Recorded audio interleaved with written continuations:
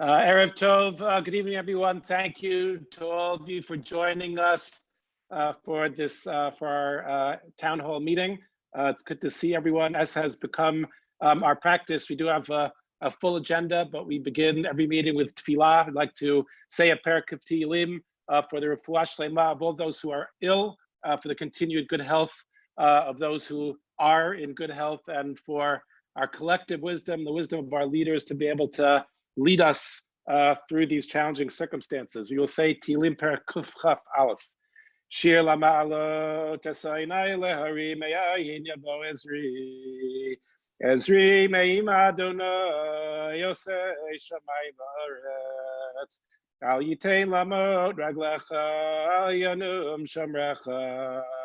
Hinei Lo Yanum B'lo Yishan Shomer Yisrael. Adonai Shamrecha, Adonai Tzilcha, Yad Yaminecha. Yoma Mashemesh Lo Yakeka, V'yareach V'loila.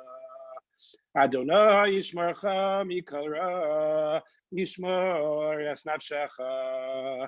Adonai Yishmor Tzeitzcha U'voecha, Me'ata V'yad Olam. Good evening, everyone. Just want to share a general sketch of the schedule for this evening. Just started with a parak of Tehillim, and we look forward to sharing plans as we look forward to 2020, 2021, followed with some questions after that presentation. And we will have, again, an update from Dr. Rocker, to whom we express our gratitude tonight, as always, and to the entire medical team for their outstanding and remarkable support over the course of these few months. I would like to begin. Our goal for this evening is to turn our attention together with you to this coming September, to looking forward to the next year, 2020, 2021, Tafshin Pei Aleph. When we reflect back on these past couple of months, I would say it as follows. I think that we have, as an institution prior to this, thanks to an awesome staff in SAR Academy and high school, been able to figure out the mode of learning in school in normal circumstances, as we have done over the past 50 years, and that's been one mode. And a little bit over 2 months ago, we as a community needed to pivot dramatically and shift to a very different mode of learning, and that was a Zoom platform, and everybody has been in that kind of online space over the course of the past couple of months. As we've said so many times, the dedication and commitment and kind of everyone's all in spirit, that is faculty, administration, students, parents, to be able to make this time as purposeful and as productive as possible, that has been a beautiful thing to see. We all acknowledge that on the one hand, probably better than we imagined it to be, and on the other hand, it was also full with different kinds of challenges. But we know what to do and how to operate in those two modes. As we look towards September, we have over the past weeks embraced the reality that we are in, and we are very strongly committed to being in school in SAR Academy and high school next year and planning for that to happen. We do believe that in order to make ourselves ready, what is vital is for us to develop a plan that is a third mode of operation. If on the one hand, we know what school is like when we're all in, and we know what school is like now when we're on Zoom, we are intensely involved in planning for a social distancing life in school. What we are going to do tonight is to share with you some of the broad sketches of our plan so that we are fully ready for school in September for whatever circumstance will present itself to us. If you're just looking at the slide here, I think that in our collective minds, the idea would be to have 3 modes within which we can operate, and should we need to be able to switch from one to the other, which is one, being in school, as we know so well, to create a social distance platform where students can come to school every day, but much further spread out. And what we'd like to share with you tonight is some of the plans for how we'll use the space in order to make that happen. And if required, and for certain purposes, to still take advantage of what the Zoom platform offers us. I want to be absolutely clear that our commitments are to comply with CDC guidelines, our local government regulations as we are directed by New York State, and the guidance, as you'll hear this evening, of our medical team, in order to make sure that we are, on the one hand, showing our very strong commitment to being present in school and learning as much as possible, but in a way that ensures the safety and good health of all of our students. And so we want to share some of our plans for social distancing at SAR. As my colleague, Rabbi Kroll, has coined this, we have worked very, very hard with the guidance of Dr. Acker and team to flatten the curve. And we have actually made collective progress in that. And on this front, we are trying to get ahead of a curve to be able to get ourselves ready for any kind of learning that we possibly, that will kind of strengthen our collective school experience. Rabbi Krauss will begin with focusing on the academy. Rabbi. Thank you, Rabbi Hartstark. Thank you all for coming. Obviously, I think that, the biggest question that we've gotten over the last couple of weeks, as we knew that this year was, we were not coming back to the building, is, okay, what's the plan for September, aside from what's happened with summer camps, which I would say we are blessed to not have to be actively making those decisions, although we certainly are following them and care about them and care about our kids and making sure that they have a safe and productive summer, however that's possible. What the slides that I'm going to share with you are pretty much identical to what I shared with our faculty this past Friday. And in terms of the broad guidelines, Rabbi Hartstark and I and Rabbi Kroll have been in regular conversation, obviously committed to following the state guidelines. We are committed to running the school in September in our buildings, and that's what we'd like to do. Obviously, that will only be possible as long as the government allows it, but we think that that's the direction it's going. We believe that the 70,000 square feet of new space that we've built over the past 6 years, including 34,000 square feet of our ELC, which is within 30 days of completion now, will allow us to create an environment which is certainly not what we're used to, but it's also not what we've been used to over the last couple of months. One of the things that I spoke to our teachers about is trying to move our planning from like making the plan B, plan A, so to speak. In other words, instead of just continuing to plan for a regular year, which we know it will not exactly be, but to plan for a different kind of year, but one that will allow us to maximize the, have all the kids in the building every day, God willing. And if things radically change and we could just go back to regular, so we'll do a lot of similar groupings and but our planning from now until September is going to be based on the contingencies that we think are most likely. The other thing that we're trying to do is to not just wait. It's very hard to just wait for guidance that sometimes comes in trickles, comes in slowly, comes in and then is changed. So really to kind of use our best judgment based on the information that we have, seeing what we're seeing in other places, and knowing that maybe 25% or more of the things that we say will have to be tweaked. If our numbers are wrong, if the number is not 12 but 14 or not 12 but 10, then we'll have to deal with that. We asked our teachers, and I will say, and I want to thank them, I know there are a lot of faculty on, but the response of faculty to what we put forward a couple days ago was very positive, understanding that they're going to be the ones who are going to be radically flexible in terms of ensuring our success. Their job descriptions are going to change, our space usage is going to change. Change will pretty much be our theme of the year, but we really want to make sure that we can get kids into the buildings. We anticipate that movement will likely be significantly limited. There's a lot of movement in SAR. There are not too many walls in SAR, so we're used to moving around a lot from area to area, from space to space, on the steps, all kinds of different directions. That is going to be limited, that is going to be challenging, and that's what we're focusing on. We think it's unlikely that our teams, that our after school, that our special programs will take place as usual. We understand that that's unlikely to happen, although again, we would be thrilled if somehow it can happen. And maybe over the course of the year, more can happen.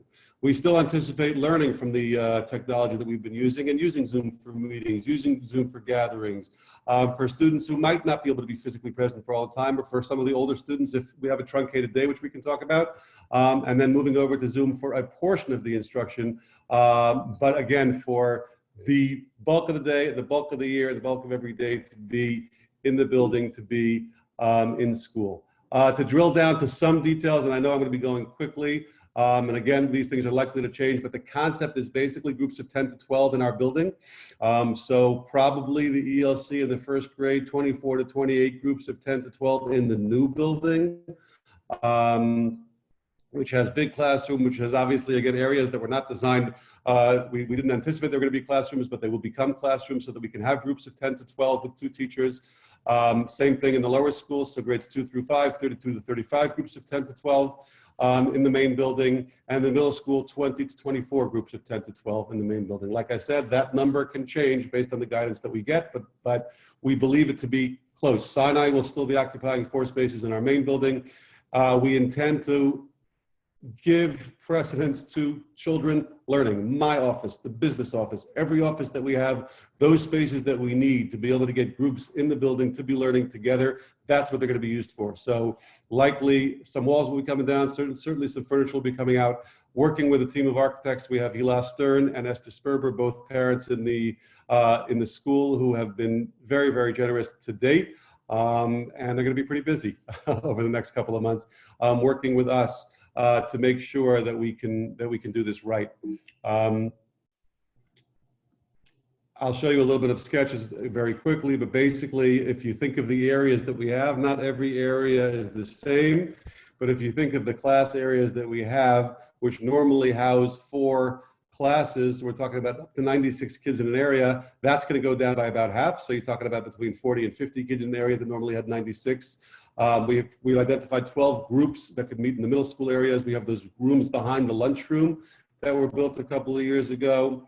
Other rooms at the bottom of the building, the annex, that's all right off of the field. Again, some of you are more familiar with some of these spaces than others, but then repurposing other spaces, office of the principal, business office, teachers' rooms, gyms, if necessary, and lunchrooms to be able to accommodate groups of 12 who will basically be in their groups with 2 teachers for much of the time. Again, obviously, depending on what the guidance is, we would tweak that a little bit.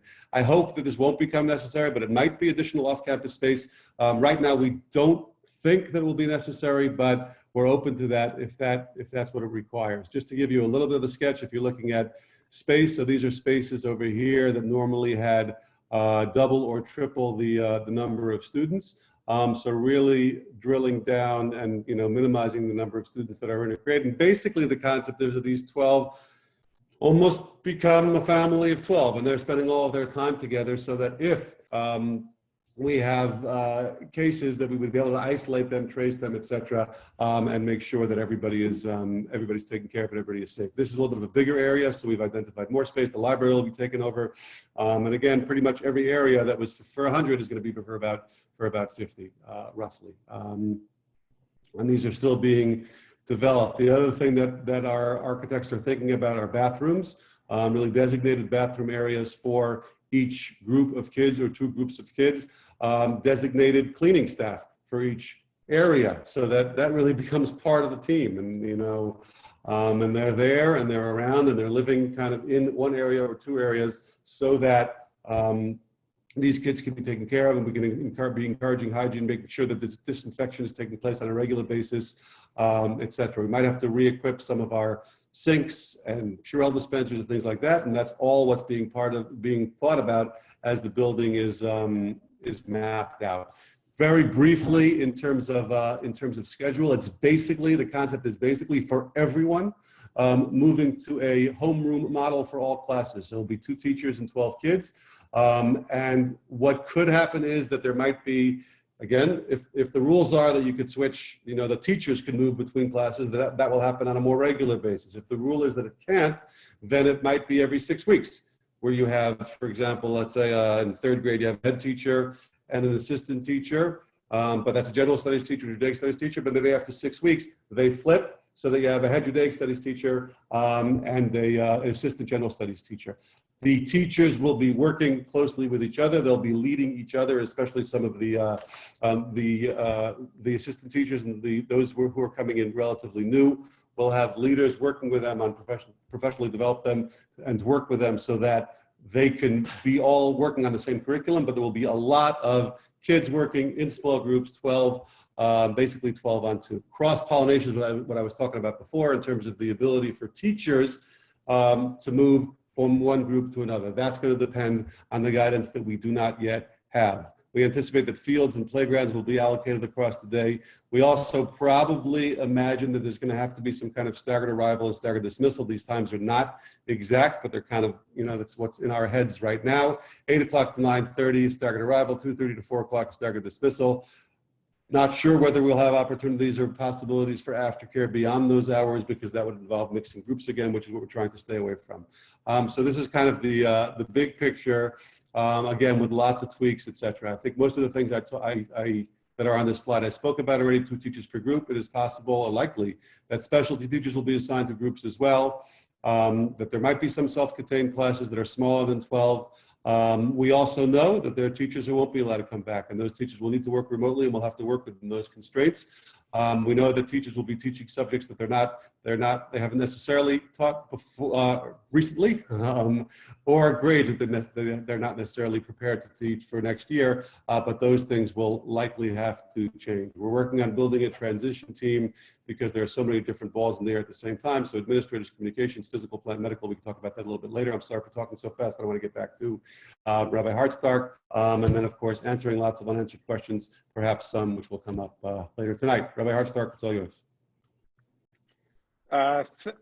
Thank you, Rabbi Kras. Just explain the concept in the high school. I think that the broadest principles are actually the same across the institution, but some of the way in which it will take shape will be different based on the needs of high school students, both academically and socially. So what we'd like to ensure, and our plan is to set up a program which will allow for the excellent and strong learning experience that we've come to expect, which on a high school level means students being able to learn on a level that works for them. And we are counting on having a program where kids are learning on their appropriate levels in their classrooms. There will be more movement in the high school than there would be in the lower school in order to allow that.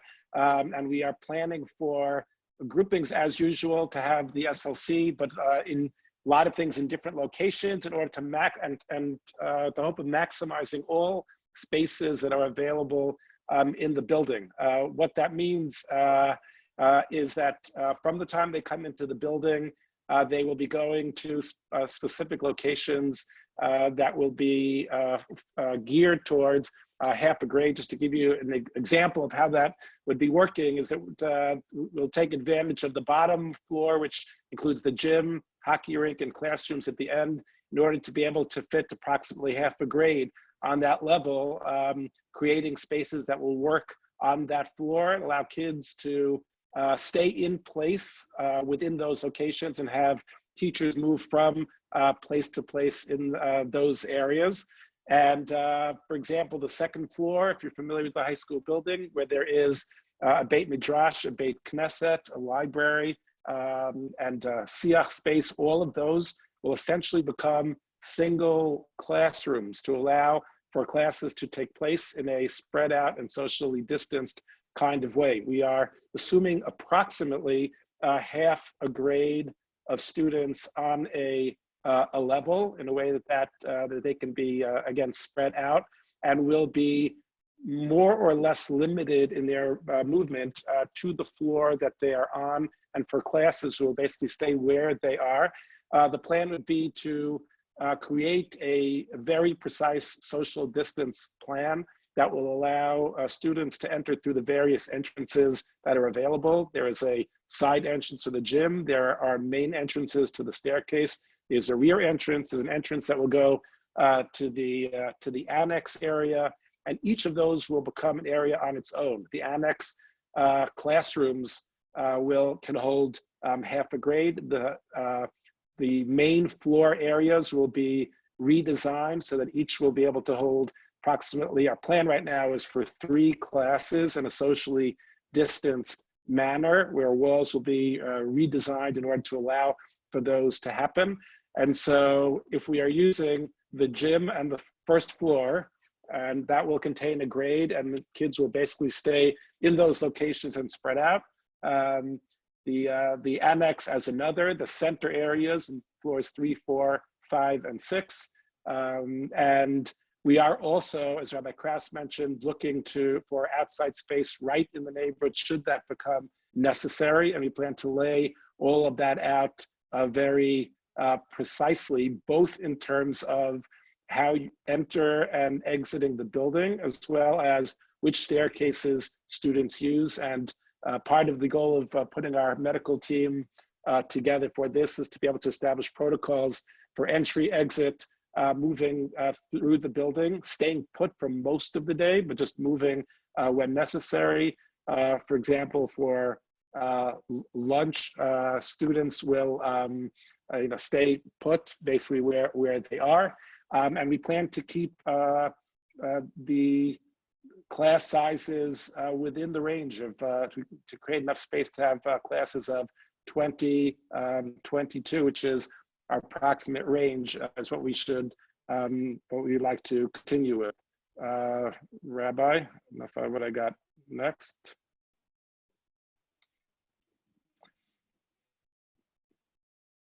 More? Yes, thank you. No, it's good. Our plan is to design a co-curricular program. We're going to go through each and every club that we have and determine. It is unlikely, I mean, we're assuming at this point that athletic competition is not likely. We do want to have a co-curricular program, and for those purposes, there are certain things that could happen in a socially distanced way in the building, again, assuming that we have permission to do so, and in accordance with guidelines. We also would like to maximize Zoom opportunities in order to broaden the scope. The world has gotten a lot smaller. For those of you who are following the high school schedule, Rabbi Krul's put together the SAR Cares program that has allowed people from different places to address us from wherever they are in the world.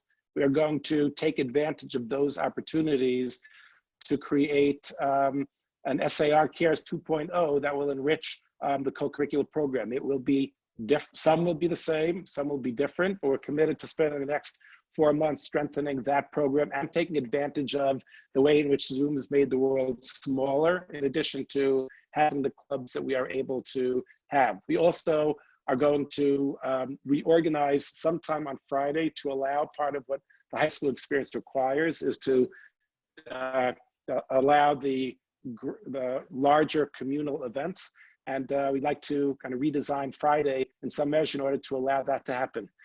To be clear, we're in kind of the first 10 days of our focusing on what will be the intense work of the next 4 months in order to get ourselves ready for this plan.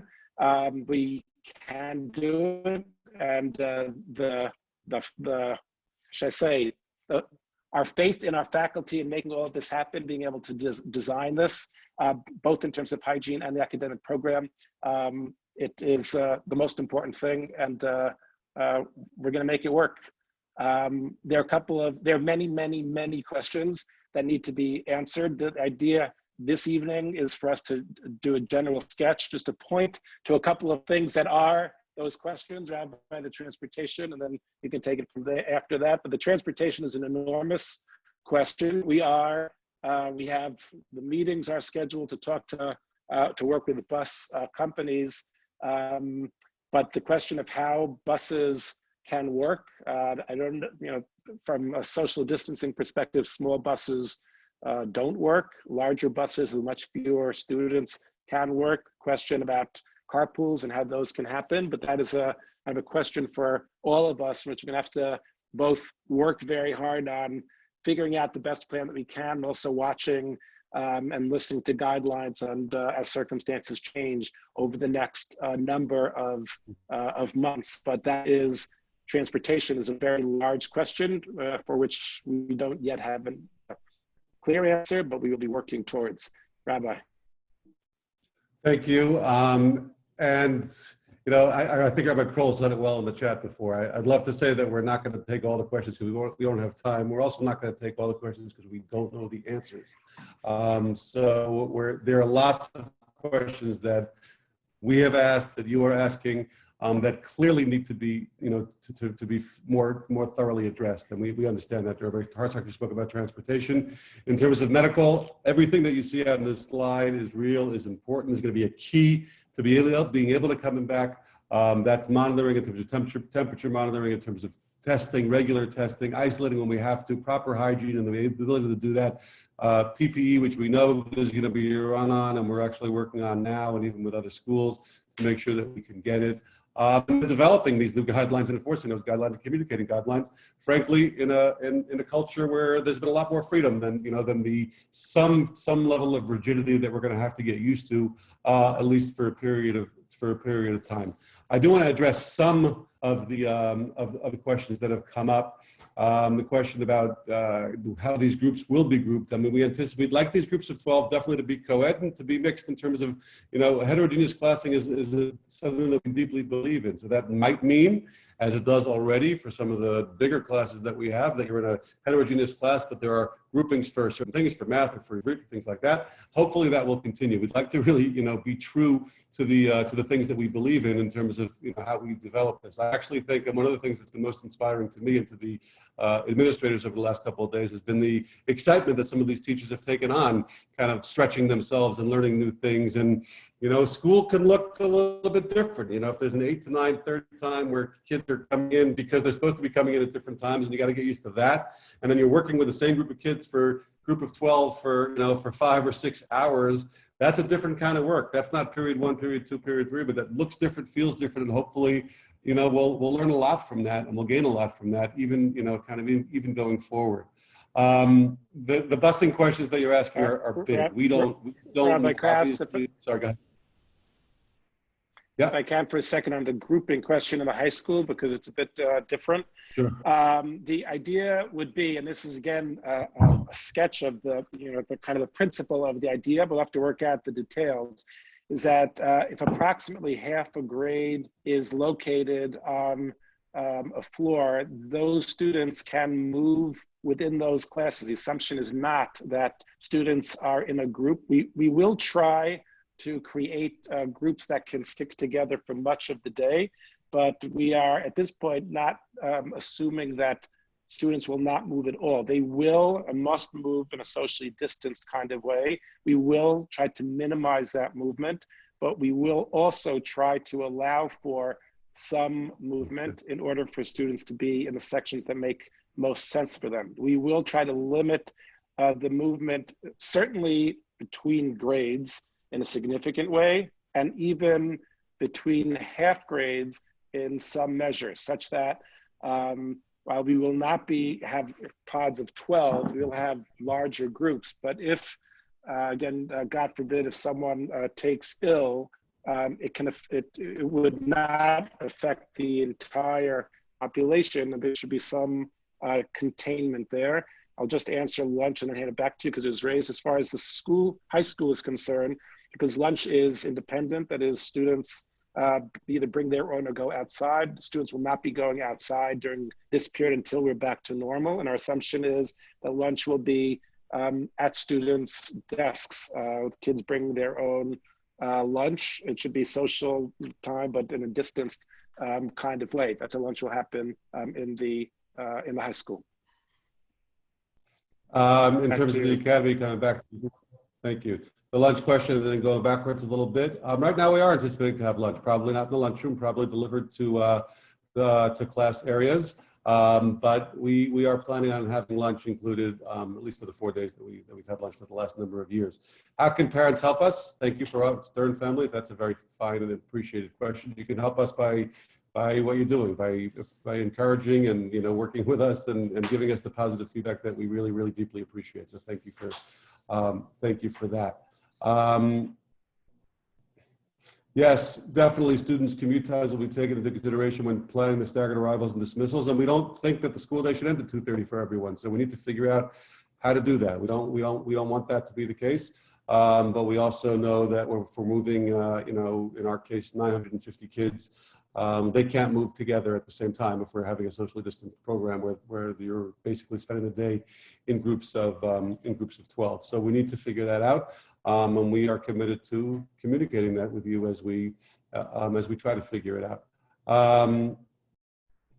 Questions about therapies, OT, speech, of course, those are important questions. They're good questions. Again, in the Academy's case, the big advantage we have is the amount of space that we've picked up. Doesn't mean we'll be able to do everything, but we do hope that we'll be able to do most of it, even though it will likely look quite different from what kids are used to and have been used to. We will assume also in the high school that the SLC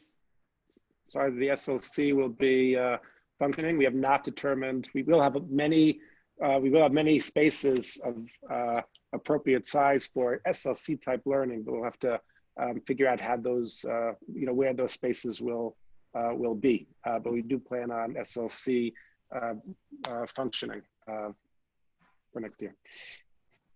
Yes, and we look forward to the Nachmani Dippin' Dot machine on Purim. That's where we're in. We're totally in for that.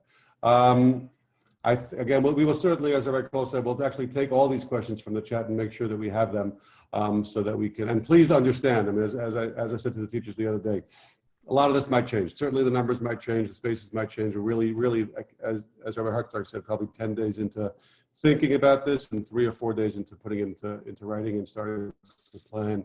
The plan in earnest. Yes, this program is happening as usual. We anticipate that everybody will be in these smaller groups and kind of limited to those groups for the whole time.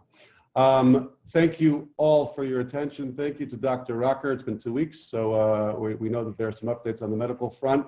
We're going into 2 holiday weekends, and that means a lot of outdoor time and a lot of potential outdoor time and potential getting together and what's kosher and what's not kosher, and give it to us straight, and hopefully you'll have some good news for us. Thank you.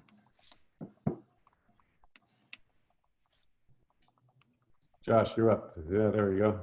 Myself, there we go. Hi, how are you?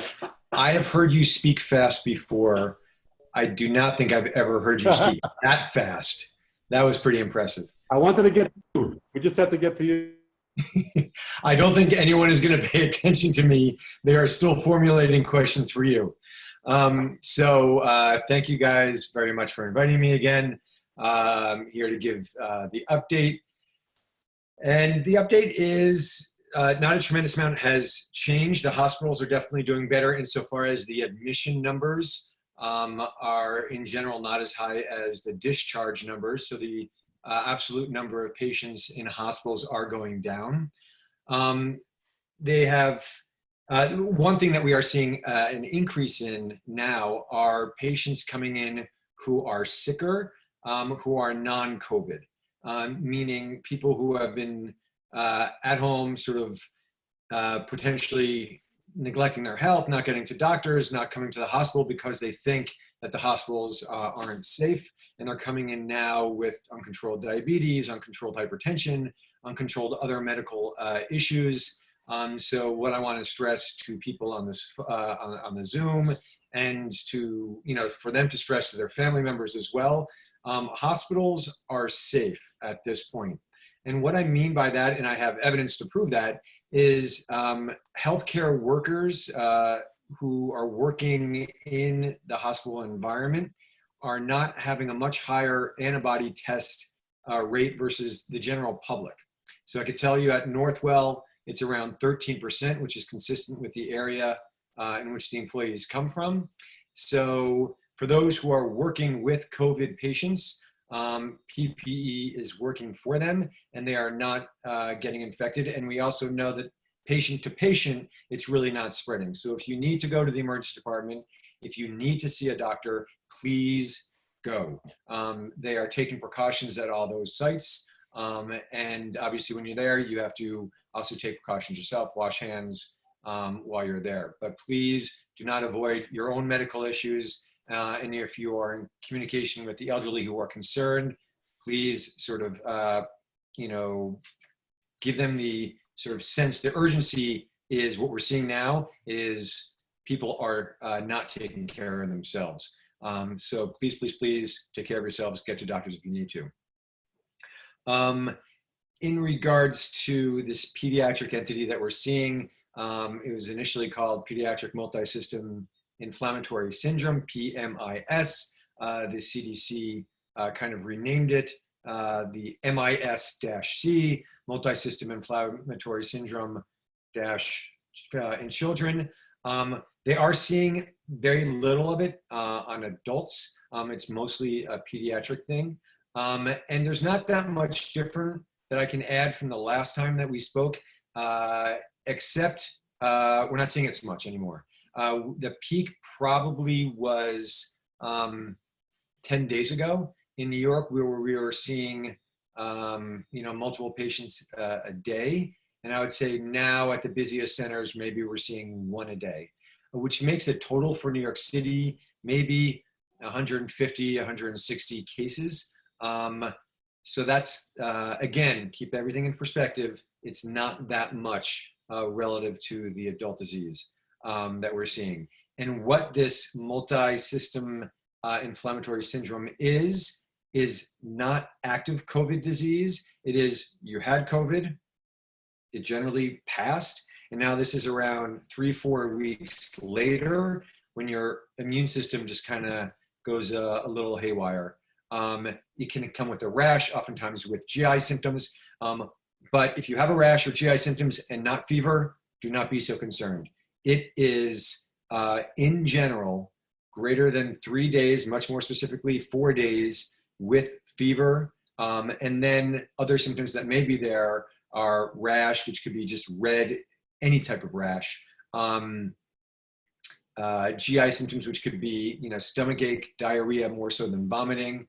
And those are the main findings that you can see. You may have headache, you may have body aches, but the fever and the rash, you may have conjunctivitis, you may have a little bit of swelling of your lymph nodes. Those are the most sort of classic findings right now, but we're not seeing so much of it. Luckily, it has passed. What we are concerned about is the second wave, right? So we know that whenever we ease social distancing, there will be a little bit more disease. And then with that, we know around 4 weeks after the peak of that, that's when we'll start seeing some of the pediatric stuff. But right now, things are looking pretty good. In regards to the indicators that the Department of Health are using to determine when can we just, relax a little bit, there are 3 major indicators. One of them is the number of patients that test positive in New York, not the number, sorry, the percentage of patients who test positive in New York. As long as we're below 15%, we're good. We are below 15%. We're at 11% now. The other is hospital admissions being, for COVID, being at a lower number, and we're actually very below the number that they want. What we are not at is the availabilities of ICU beds. So we are seeing ICU beds being filled again with COVID patients that have long admissions.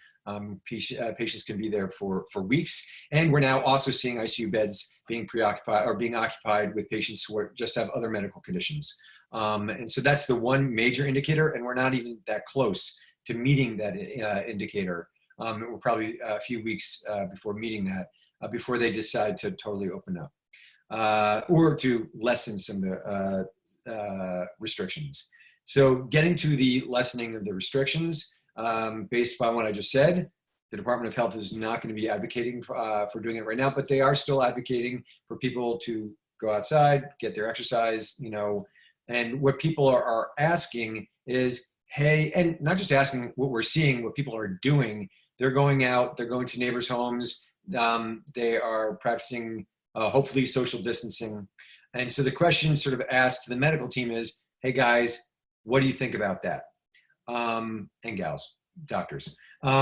So the answer to that is complicated, as all these answers are. So clearly we don't want to advocate anything that the Department of Health is not advocating, and still their baseline is please stay home when you can. We understand the need in the nice weather and the desires to get outside. And so I think, and there is varying degree of people, opinions on this matter. But I think I could somewhat safely say, if there is a small gathering, when I say small, I don't even want to say gathering.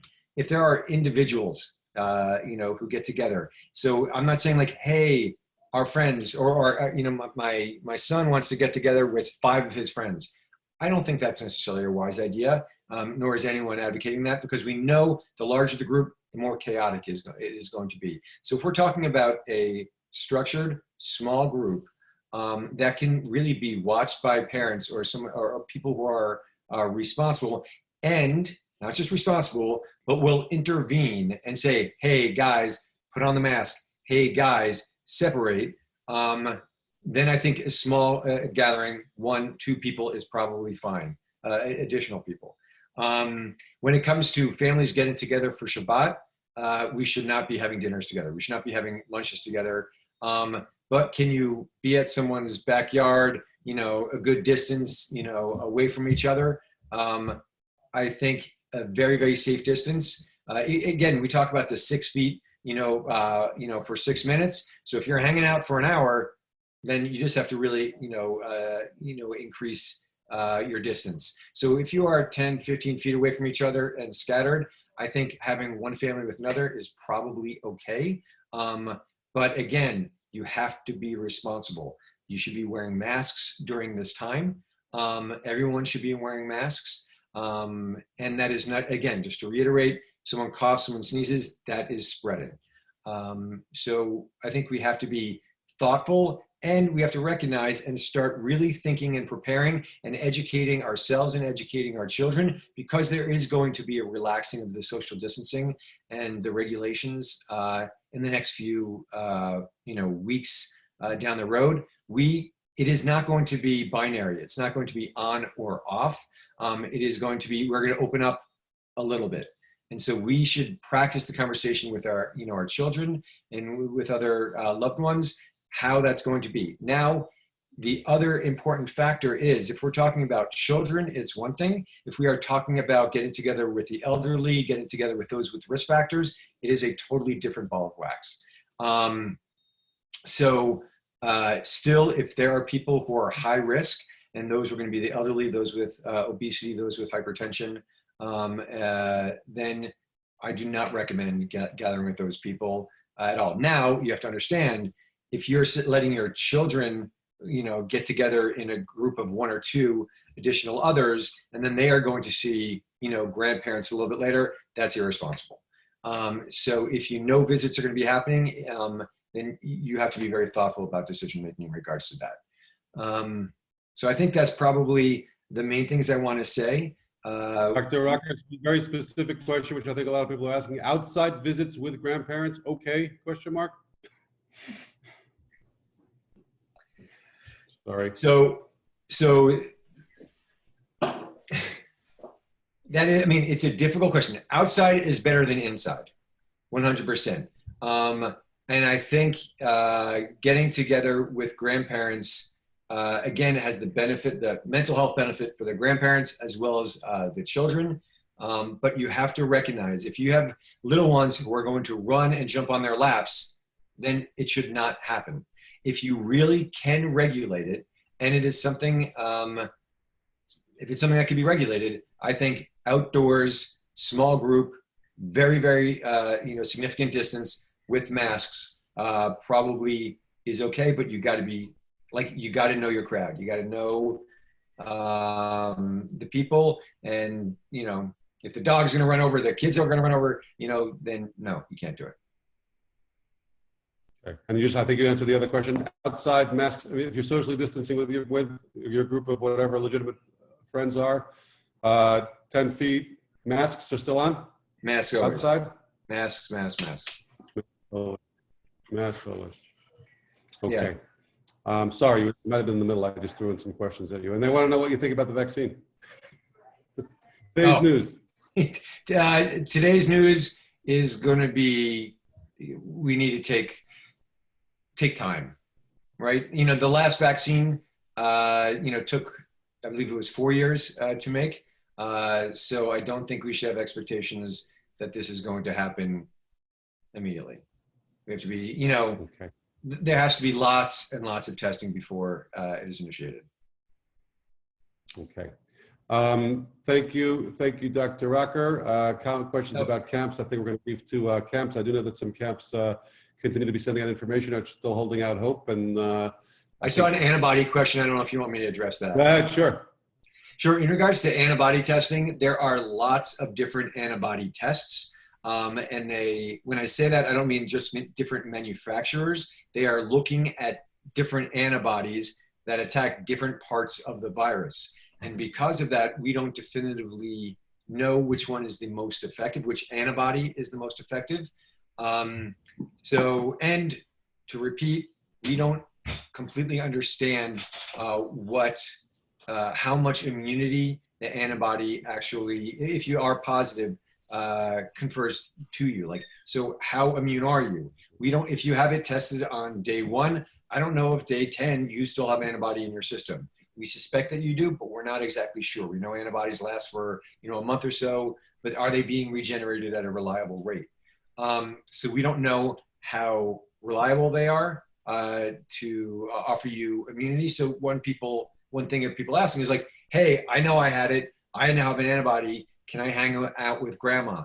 And the thought is, yes, you have greater protection than someone else, but we don't, at this point, fully understand how much immunity you have and for how long. So yes, it's a good thing if you have antibodies.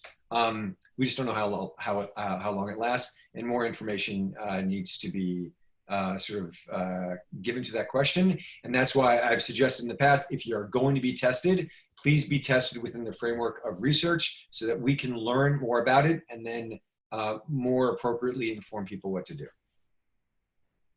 Dr. Rocker, thank you as always. I want to go back to a couple of questions to give back to Rabbi Hartstark, if there are things that you found in there. There's a question about bus refunds that a lot of people have asked. Yes, we actually did successfully, thank God, negotiate with the bus companies. And we will be giving bus refunds for the time that private buses, people are paying for private busing. That is part of the calculations that are being made.